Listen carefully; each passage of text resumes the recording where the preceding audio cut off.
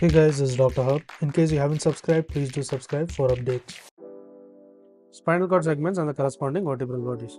So spinal cord segments, it includes them. First, let's look at the upper cervical.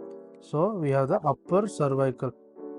So upper cervical, the corresponding vertebral body, it includes the same cord as level, same as cord level.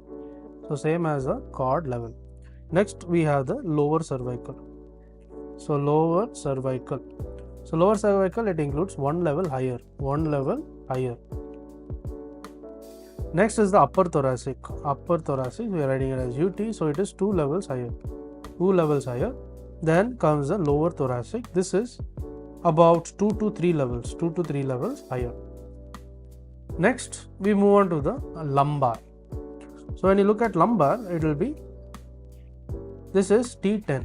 So lumbar will be always T10 to T12. And lastly, the sacral. Lastly, we have the sacral. So sacral will be the T12 to L1. This will be the sacral. To learn and grow daily like this, please do subscribe.